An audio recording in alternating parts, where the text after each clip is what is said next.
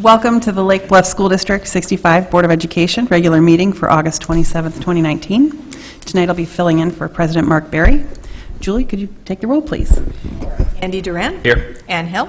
Here. Mark Berry, absent. Leanne Charlo. Here. Julie Gottschall, present. Richard Hegg, absent. John Morozen. Present. Okay, we have a quorum, so we can begin. We'll start by saying the Pledge of Allegiance. I pledge allegiance to the flag of the United States of America and to the republic for which it stands, one nation, under God, indivisible, with liberty and justice for all. At this time, we offer the public an opportunity to speak. If there's anyone here who'd like to address the board, go ahead. There being none, let's go to the next thing, which is each month we check with the board to see if there's anything that they would like to add to the agenda as a discussion item. Does any board member have something to add to the agenda in the future for us to discuss? No. Thank you, President Charlo, for asking. I do want to remind everybody, last spring when we talked about the budget, we promised you a discussion about forecasting and what-ifs. And that will be at the September 10th budget meeting, so that will be very important. The other thing we promised you is talk about standards-based grading update, and that will be at the September 24th board meeting. So those are the two things that you've requested, just to keep it back out in front of you. Okay, at this time we'll go to our reports, and do we have an LBES report, Mrs. St. Clair? Hi, everybody. Welcome back from summer. It went way too fast. I don't know about all of you. I took a great trip to Portugal and one to the Northwest, so my summer was kind of sandwiched between two trips, which was great. We've had a really good start to the school year.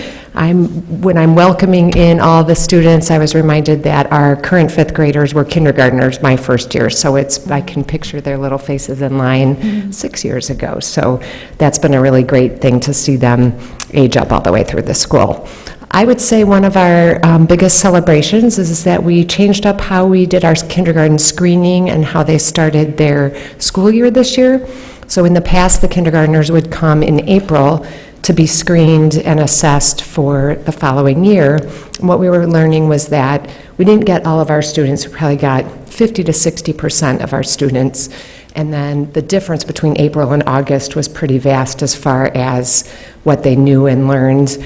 And we were finding that when we were creating kindergarten classrooms on that information alone, plus our visits to local preschools, that we were coming up with classes that weren't balanced, both academically and behaviorally. So this year, we modeled a little bit after what Lake Forest does, and we had the students come in the first and second day of school. They signed up for a 1-hour screening. So we got every child in the building except for two were sick and one was out of town. So we got 72 students through our doors those first 2 days of school. And then this past Friday, they didn't come at all, and we placed them in their classes on Friday and then communicated that out with the families just this past Friday. Then Monday we split the students into a morning and an afternoon where they came and they did their meet the teacher with their parents. Their parents left, and then they did kind of a practice kindergarten. Then they went home halfway through the day, and we did the same in the afternoon with the second half. So each teacher only had about 8 students for each half, and it was just such a smooth transition for the kids and the families, as well as for the rest of the school, because on the first couple days of school, we didn't have kindergartners in the front and parents. So I would say our first few days of school with first through fifth grade were also very smooth. So we will get feedback from everybody, but I've heard really great positive things from teachers, even from the kids. They felt very comfortable today when they came on their first day, and parents seem really comfortable as well. So we're really happy with how it all turned out, and the teachers had a wonderful day today. It was their first day. Any questions or? Okay, great, thank you. Now we'll hear from Mr. Blackmore about LBMS. No?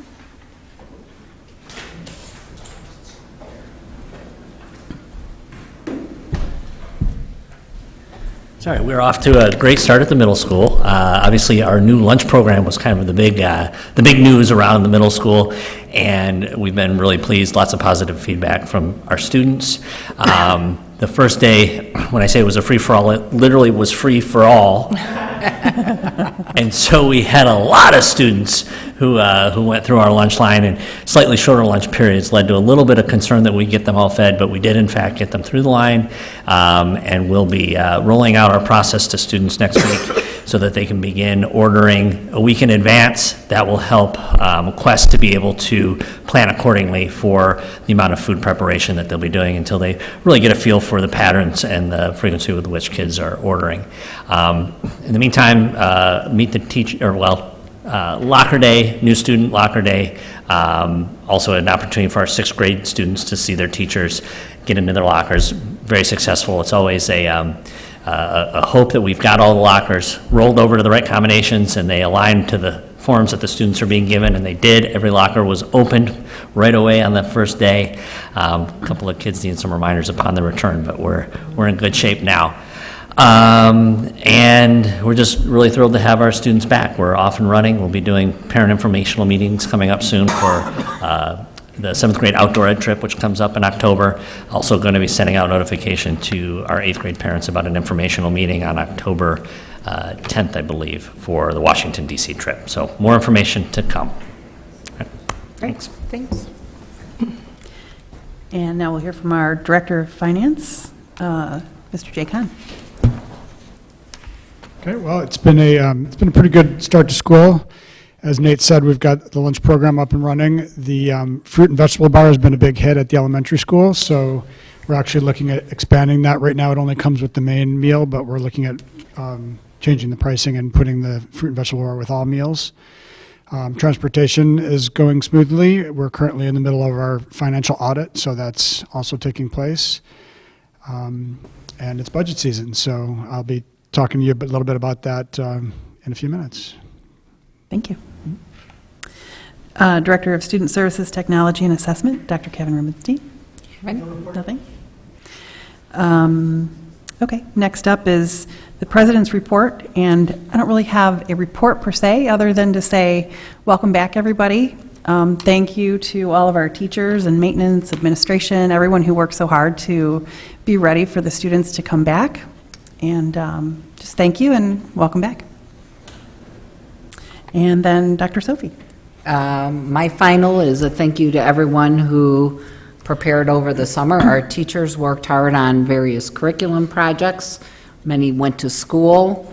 I hope most of them went on some kind of a vacation to recharge. Our maintenance people had our buildings looking spick and span. We had a great 2 days for Teacher Institute. I did notice with the kindergartners not starting, there were a lot less parents crying on the first day of school this year.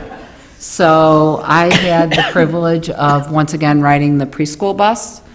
And if you ever want to feel good about yourself, ride the preschool bus, because I love your hair.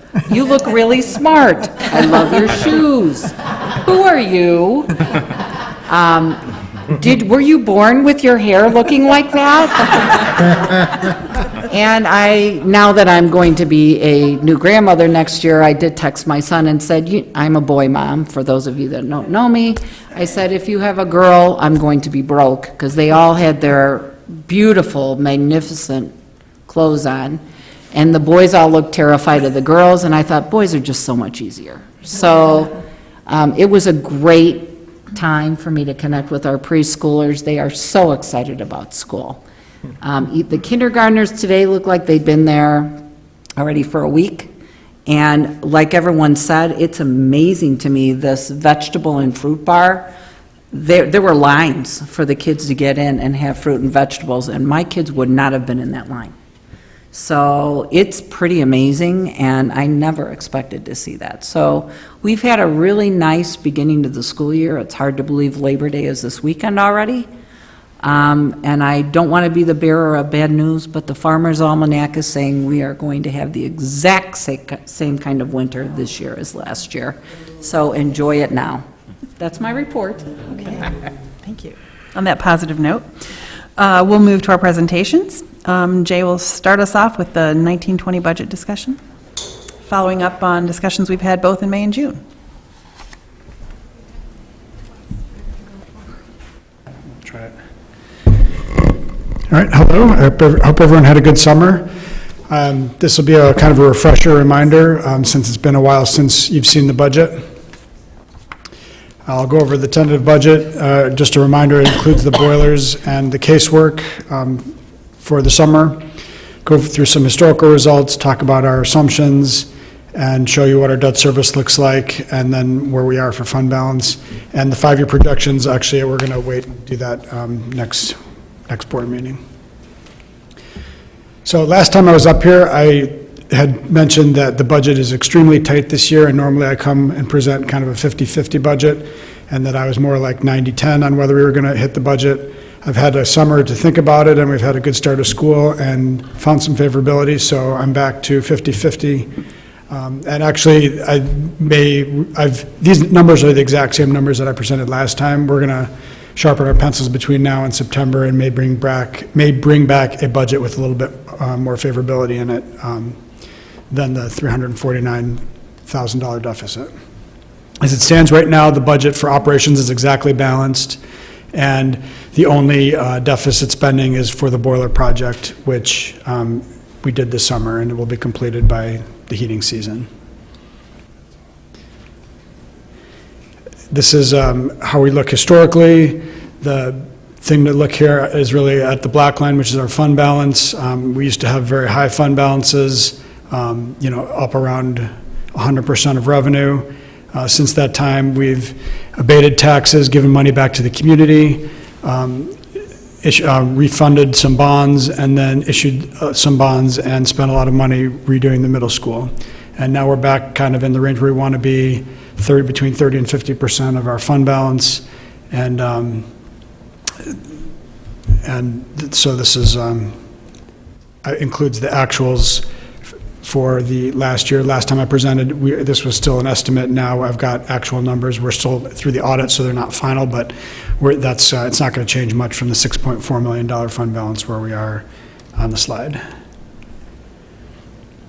Revenue assumptions, our property taxes are going up. The operating funds are going up 2.5%, 2.1% on existing property, which, as I remind you, is the CPI.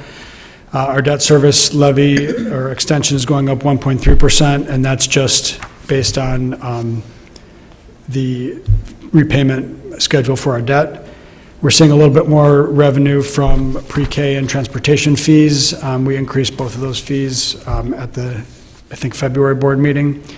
And then we're also just changing the accounting for food service. Before, we were just getting the profit. Actually, the money was just going to kiddos, and it was off of our books, but now we're getting both the revenue and the expense. So we're seeing increased revenue, and you'll see increased expense on the following slides. We're also going to be getting a little bit, there's something called corporate personal property tax replacement tax. That's kind of a small line item, but that's going up this year, and that's not currently in the budget yet. State revenue assumptions are basically holding flat because we're in Tier 4, which is, some of the highest funded schools. We get the base funding minimum every year, so they basically hold harmless the district, and we continue to get the minimum level of funding, which is equal to last year's funding. So the good news is that it's reliable, and we can count on getting all of it on a timely basis, but we don't expect to see increases as they increase the total state school funding, because we're one of the higher, most well-funded schools. And then our transportation categorical funding, the state has been behind. We actually did get all 4 payments by August, which means we can record them in the correct fiscal year, so I'm expecting to receive 4 payments again next year. So this is just how it looks by fund for revenue. Again, a total of 2.5% increase, and just some movement around between funds based on our needs and where we want and just to balance out our fund balances by fund. Our revenue breaks down. This is probably a familiar chart. We get 90% of our funding from local property taxes, 3% from the state, so pretty small slice, 1% in federal grants, And then the 6% other local includes school fees, primarily school fees and lunch revenue. Looking at our expenditures, now these comparisons, the total budget numbers are the same, but the comparisons are versus actuals. The last time you saw this information, it was compared versus the prior year budget because we didn't have the actuals yet. So the percentage differences might look a little bit different, but the budget hasn't changed. The first year of our new LBTC contract contains 6.5% increases for teachers. That was done on purpose to increase, basically in order to attract the best teachers to our district, we wanted to enhance our starting pay. So we did that all in year one to move our starting pay up. And then for the years 2 through 5 of the contract, our average increase is down below 3%, so 2.8%. I think the total average increase was a little bit over 3 for the total contract, and we'll see the benefit of that in the out years. But this year is kind of the year we're paying for it. The classified staff increase was 3%, and admin increases were 3%. So the total, those bring down the average a little bit to 6% net salary increase. No net staffing changes. Benefits are going up 3%. A lot of this is due to the fact that many of our benefits are proportional to salary. They're just a percent of salary, mostly payroll taxes and pension benefits. But that is offset by our favorable insurance renewals. So our insurance renewal went down, and we negotiated a slightly lower employer contribution as part of in exchange for salary increases in the new contract. So that is bringing down the total benefit increase. So the net average increase is 2.9%. Special education is also a big change versus the prior year. We had 2 outplacements in 18-19, and we have 7 outplacements in the budget for this year. We actually, now that we've started the year, only have 6 students outplaced. We want to continue to keep 7 in the budget just as it's cushion, because you never know what happens and you can't really control when someone with needs will move into the district, but know that should we can make it through the year with only 6, then that kind of contributes to my confidence in hitting the budget, because there's some upside there. Capital spending, $375,000 for the boiler is coming out of fund balance. The casework in bathrooms and the audiovisual equipment is already in the budget. A lot of these projects happened over the summer, and more than I expected of it was done in June, so some of this money was already spent last fiscal year. We may have the same situation next summer with our summer projects, where we have money spent in June on the project, so I'm not going to be changing the budget amounts, but know that a significant portion, probably half of the spending for both of these projects, has already been spent last fiscal year. And we have yet to determine the summer projects for next year. Regular transportation, again, in this current budget, I have budgeted the same number of routes. We were actually able to decrease our number of routes by 1 this year. So if you see changes in the upcoming budget, some of it will be in transportation. We did have a 5% increase in route cost, and our special ed transportation costs are increasing consistent with the number of outplacements. So we'll see a large increase in special ed transportation. We purchased new Chromebooks for all the second graders, as well as the sixth graders. And we extended our teacher computer lease for 1 additional year, so we've put off the purchase of new computers till next year. And then, like as I said earlier, the food service, we have our startup equipment costs, all the fruit bars and the hot serving equipment and the kitchen equipment was purchased at the beginning of this year, and then we will absorb the full revenue and food expense in our budget, so you'll see expenses going up for that. This is on an object basis, so again, this is pretty much just what I went through. Salaries are up 6%, benefits about 3%. Purchase services are up. A lot of this is transportation, special ed, because we outsource that. We are also outsourcing a tech support person that was formerly in the budget, so that's shifting things to purchase services a little bit.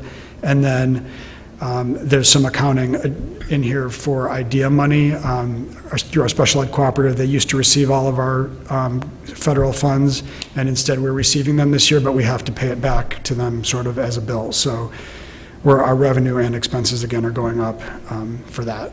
But it's a net, really no net change to the bottom line. Capital is increased. Again, this is just due to the summer work and the boiler. And then dues and fees, it shows a decrease. This is because we're overlapping last year where we had our big legal settlement, about a $500,000 legal settlement, but this is offset by the increase in the number of outplacements for special education.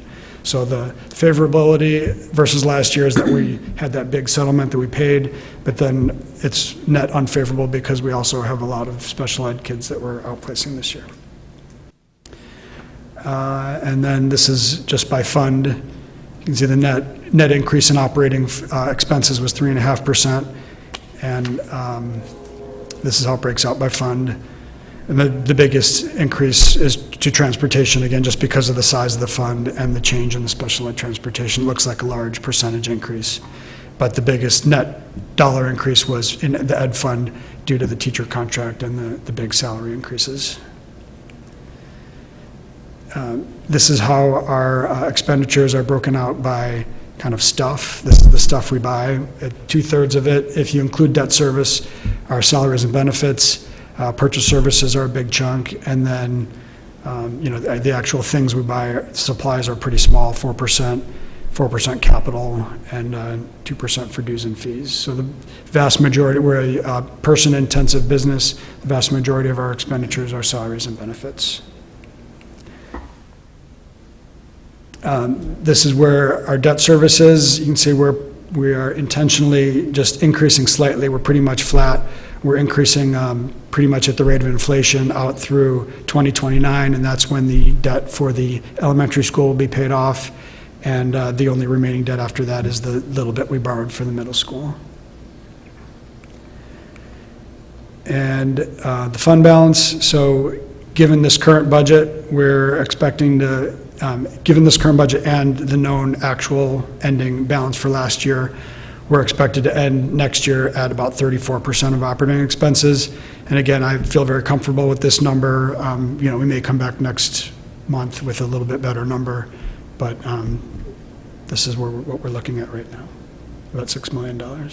It's still within our guidelines. And it's still within our, it's well within our range. Well, that was it. If there's...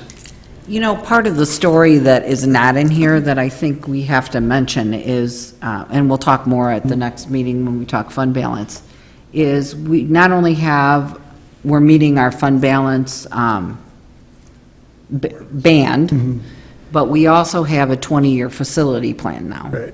And so we can actually budget per year to replace things on a timely basis and don't have to worry about catastrophes. And I think that's big. When you look at two, I feel like brand-new buildings right now, and you look at 10 years from now, a lot of the debt's going to be wiped out. We're in good shape that way. But I do think that the board's concern, as you and I have talked about, is a lot of the what-ifs because of the fund balance. And I do think we need to have that conversation.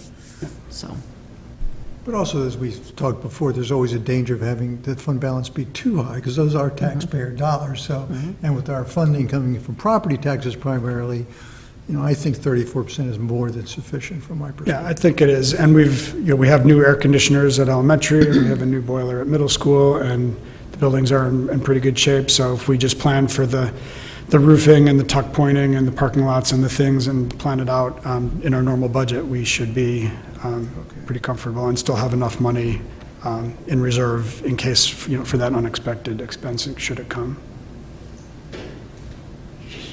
So we talked about assumptions in May. We voted on the tentative budget in June. We're bringing it back to you in August so we can compare to actuals. In September, we're really sharpening it up. We're talking about what ifs, and then at the end of September, you'll vote on and approve the budget. So tonight you'll set the hearing for September. The budget has already been on display for the public, and then we'll vote on it next month. Thank you. And for our two new board members, as soon as the budget's over, we immediately start talking about levy, because then that starts the next cycle. So that's probably when we'll need to spend a little bit of extra time, because that's when it gets pretty complicated, so. Thanks, Jay. Thank you. Kevin has a staffing and enrollment information to share with us. I know. Looks good, huh? Really just an enrollment update, and you're going to get a more extensive enrollment update at the next board meeting. So in front of you this evening, you have a brief enrollment update that tells a partial story. So you can see that our enrollment is slightly up as of the first day of school, and that includes our kindergarten numbers. One of the things that I know that John was looking at as Jay was presenting the numbers of special education students who were outplaced. So as Jay was talking about sharpening our pencils over the next month, one of the things that, so these are not drawn out to decimal places. If you can believe it, we actually have students who are in multiple placements. So we have a couple of students who are with us for part of the day at the morning at one school and in the afternoon at an outplacement, that sort of thing. And so as that gets sort of worked out, those numbers are not included in here, but they are included in the budget numbers because we have to budget for those. So we round up because they have to be included in the budgetary numbers. So that actually works out to 6. But the number here that you look at is outplaced of 5. So that is why that looks like that there. And I saw that you were looking at that when Jay was talking about that there, and we are going to have a little bit of a hearty debate over the next month about what that number should actually look like. But over the next month, you will actually be seeing from me a little bit more of a demographic report, more in depth about what these numbers look like in terms of our English language learners, our students with IEPs, and some other pieces of information, because during the time that Dr. Sophie and I have been here, our demographic has really changed, I would say rather significantly, in ways that aren't necessarily reported. And so we want to just bring those to the forefront a little bit more. So while our enrollment has remained fairly steady, it requires us to shift our staffing in subtle ways. And so we just wanted to bring those to your attention. So this is after our 5th day of school. Yes. When we report to the state, it's after our 6th day, and we try to be consistent, so the numbers that we put out are consistent yearly. So we just wanted you to see where we were today. At the September board meeting, you'll see where we are officially with the state. You will see enrollment trends, both for elementary and middle, and you will see demographic trends at the September board meeting. But as you can see, we're up 9, which is, again, we're either up 9, down 9, or somewhere in between. Right. Right. Any other Thank you. questions? Okay. Richard, did you have a question? Did he say anything about that? Kevin, Yes. let's deal with 5th grade. 3 to 91. It's actually 86 to 91. 86 to 91. 86 to 91, and then 103 to 112.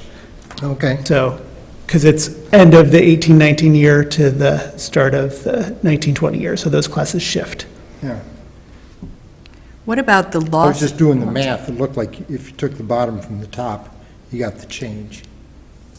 Yes. Doesn't Well, work. if you have 103 minus 91, that's not minus 8. I don't know. I apologize. I will double check my math. Julie had a question, too. Yes. Oh, I just wanted to know what you make of the fact that LBES went down and LBMS went up fairly significantly. Is that typical? Yeah, I will go back and check on that. We had quite a few transfers from parochial schools this year at the middle Yes. school. Yeah. Quite a few. So, So, It also looks like last year's fifth graders, this year's sixth graders happens to be a pretty large class, so that probably explains that. Yes. Yeah. And are the PK3 and 4 included in that total number, LBES total number? Yes, they are. So the PK3 this year is much lower than it was last year. Last year, we had 2 sections of pre-K3 because of demand, and this year, we only have 1. That accounts for almost 15, there's 8 difference, but 15 of those Yeah, are in that's the true. PK3 category. Yep. So more to come on this. Yes. Thank you, Kevin. Thank you. And now I believe Kelly has information about social studies for us. Yes.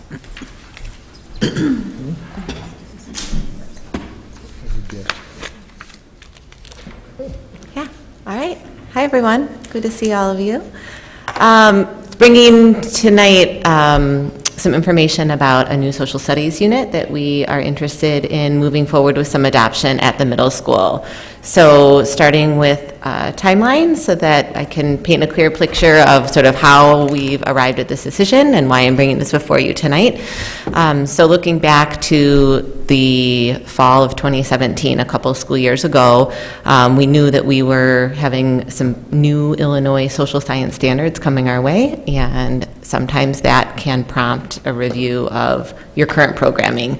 So we did some initial exploration of different resources and programs. Part of that was seeking what other districts locally were using, really taking a look at our current resource, which is TCI, to see how that was supporting needs across grade levels 6, 7, and 8.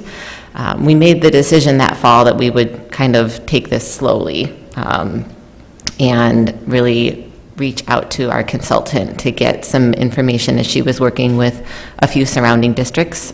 We wanted to understand what direction they were heading and really lean on her guidance. So the school year 17-18 continued to use existing materials, supplementing where needed. During last school year, as I said, our consultant was reviewing resources, talking with publishers, getting some ideas about what she might bring forward for us. And then last spring, our team looked at current resource and another to see kind of what might be ideal. And they were really in favor of moving towards Discovery Education and their tech book for social studies. So I'll get into a little bit of the details about that tool and the benefits for us. But in terms of timeline, we actually are trying out this resource right now. So we started the school year in our 6th, 7th, and 8th grade social studies classrooms, having them access tools and resources through Discovery Education. We would, if upon adoption, would move forward with additional professional development and alignment, and then ongoing work to support teachers and students. So why Discovery Ed? Why the shift away from our current textbook? So TCI is a tool that we've used for as long as I can see back, really, at Lake Bluff Middle School. It is a little bit more of a traditional program. There are some online layers with the current TCI resource, but inevitably things sort of become outdated. Textbooks are difficult to update. Online resources are also slow to update with that particular resource. So TCI has a lot of what we need, sort of real-time information for social studies concepts where grade levels are studying some current topics and trends, certainly. And I was talking with Dr. Rubenstein, Ancient Civilization. The facts aren't different, but sometimes how we're looking at them can be. So a lot with different perceptions, different understandings of sort of how things went, and then students are doing a lot more to ask questions and investigate in social studies and make some decisions about how maybe the past has impacted the present.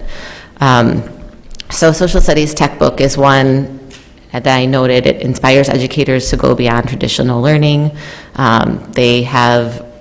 They're really the leader in digital content right now when it comes to social studies and beyond. And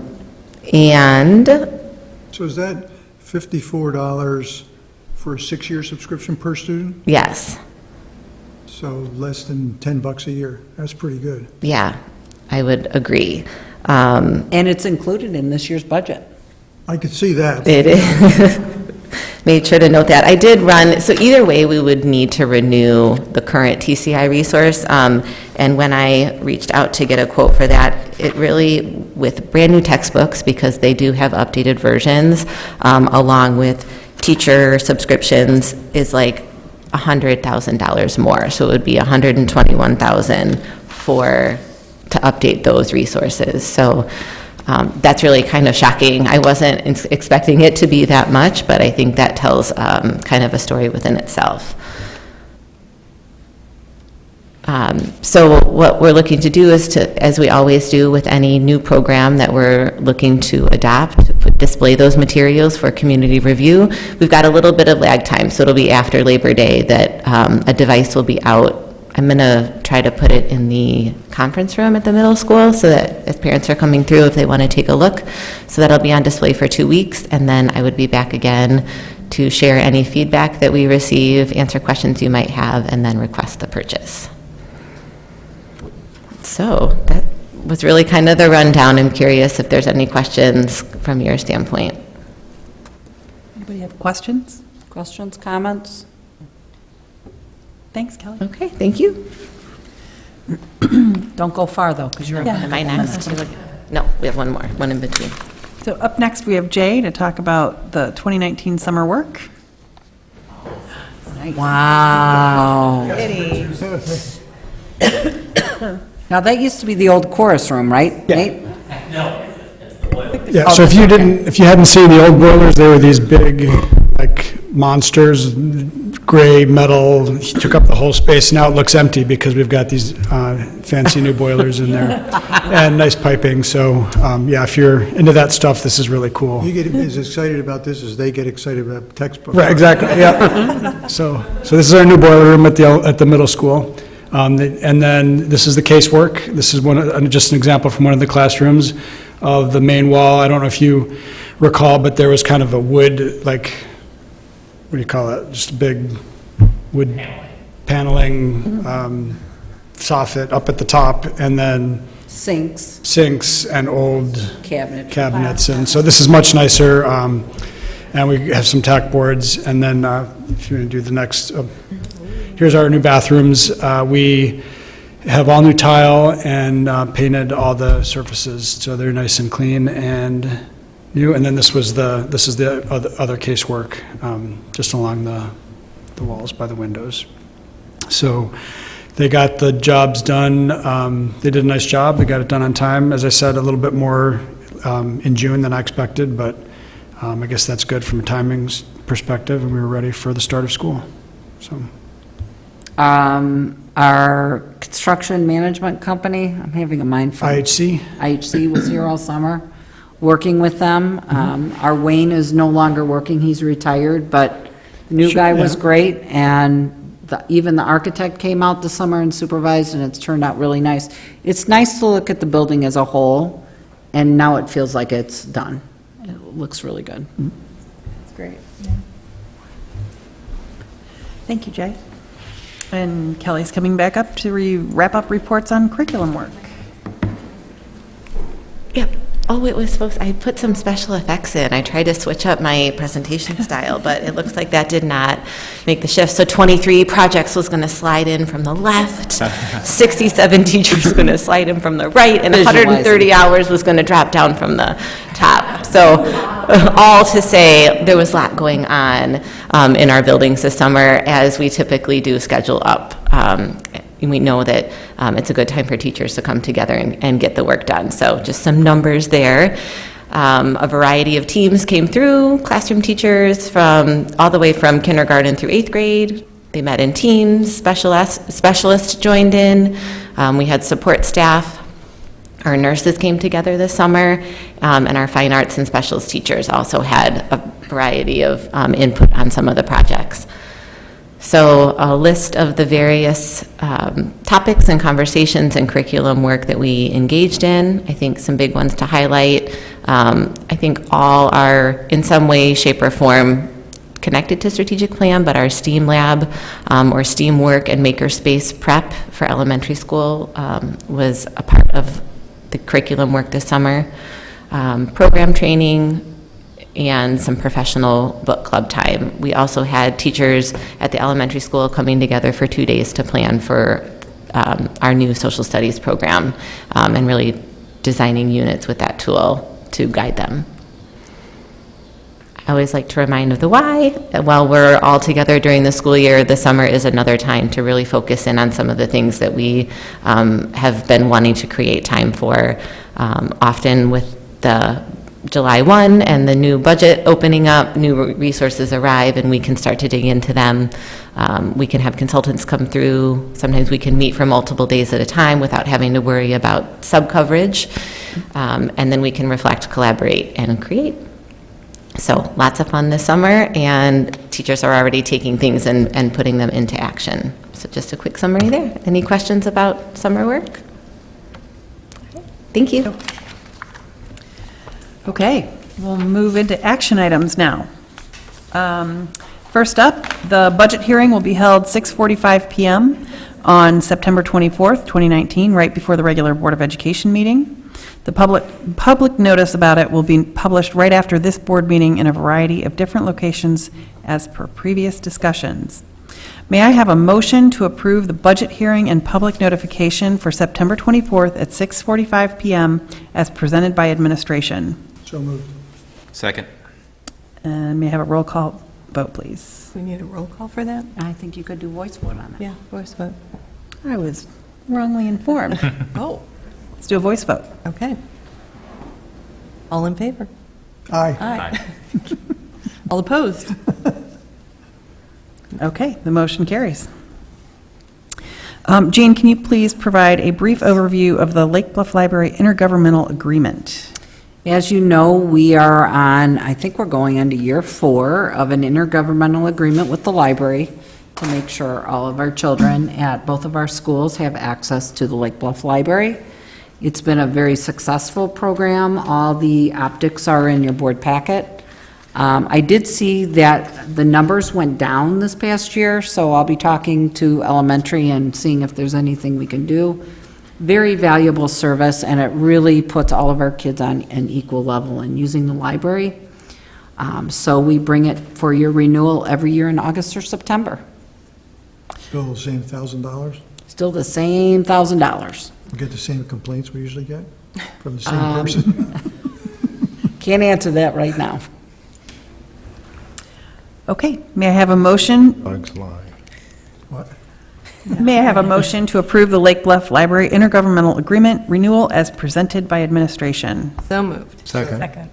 And because this pertains to a financial expenditure, a roll call vote, please. Okay, Leanne Charlo.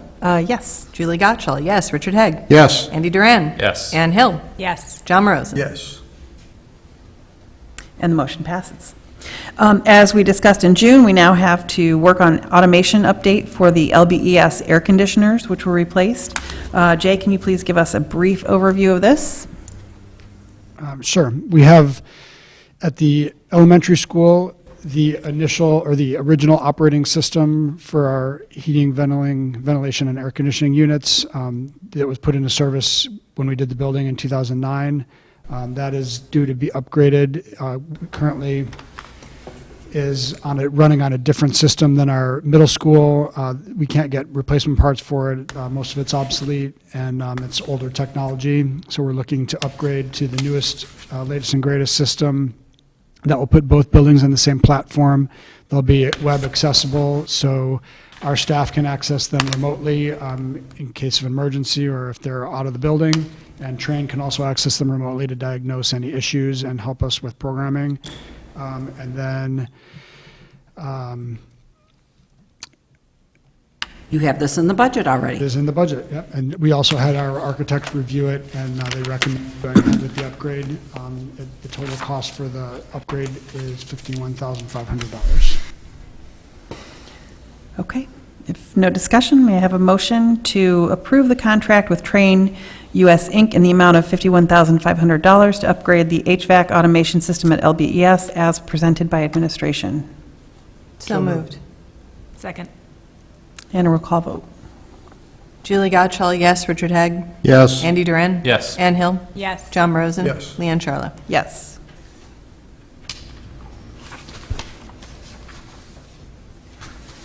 Okay, so next up, the personnel report, which you will enjoy listening to me read now. Non-licensed new hires, we have Edwin Castro for maintenance, replacing Hector Martinez at LBES, effective 8/19/19 at a salary of $15.50 per hour. Andrea Fuentes, teaching assistant, replacing Taylor Sandal at LBES, 8/19/19 at $15 an hour. We have Susan Van Benning, teaching assistant, replacing Jody Holmes at LBES on 8/26/19 at a rate of $15 per hour. And Anne Marie Anderson, a teaching assistant, replacing Evelyn Haltom at LBES, 8/19/19, also at a rate of $15 per hour. Finally, we have Eric Owens, a teaching assistant, as per the staffing plan approved on March 19th. In the LBMS building. This will occur on September 3rd, 2019, at a rate of $15 per hour. Licensed, we have a new hire, Julia Moran. I probably mispronounced that. I think that's, that Marin. right? Marin? Marin, okay, sorry about that. She will be an LBMS language arts teacher, replacing Angela McNicholas at LBMS on 8/26/19 at a salary of $71,900. Non-licensed change of assignment, we have Hector Martinez, custodian, changing to maintenance, replacing John Sticks at LBES on September 1st, 2019, at a rate of $25.25 per hour. Non-licensed resignation, Taylor Sandal, teaching assistant, is leaving for a full-time teaching position. She was at LBES, and the effective date is August 6, 2019. Jody Holmes, she was a special needs aide and will be retiring from the LBES building on 8/30, or retired on 8/30/19. Evelyn Haltom was a teaching assistant, leaving also for a full-time teaching position. She was at LBES until August 14th, 2019. A licensed resignation, we have Angela McNicholas from LBMS Language Arts. Reason given was family. Building was LBMS, and that was effective August 14th, 2019. Finally, we have a licensed FMLE leave of Cassie Letow, a preschool teacher, leaving FMLA medical leave from LBES roughly December 29th, 2019 for about 12 weeks. Perfect. I try to be perfect when I can. Well done. Thank you. May I have a motion to approve the personnel report for August 27th, 2019 as presented and now read by me? So moved. Second. And a roll call vote, please. Richard Haig. Yes. Andy Duran. Yes. Ann Hill. Yes. John Rosen. Yes. Leanne Charlo. Yes. Julie Gottschall, yes. And now we move on to the approval of the consent agenda. We have our consent agenda that consists of the P-card report, the bills report, the impress report, the treasurer's report, and the open session meeting minutes from July 23rd, 2019. Would anyone like anything pulled to discuss? Okay, if not, then we will request a motion to approve the consent agenda for August 27th, 2019, as presented by the administration. So moved? Second. And may we have a roll call vote, please? Andy Duran. Yes. Ann Hill. Yes. John Rosen. Yes. Leanne Charlo. Yes. Julie Gottschall, yes. Richard Haig. Yes. And to note, we did have a FOIA request. You can find that on Board Book. At this time, we welcome public comments. If there's anyone who'd like to make a comment, please let us know. And there not being any, we will ask for a motion for adjournment. So moved. Second. And a voice vote. All in favor? Aye. Yes. Aye. Any opposed? We are adjourned. Speedy.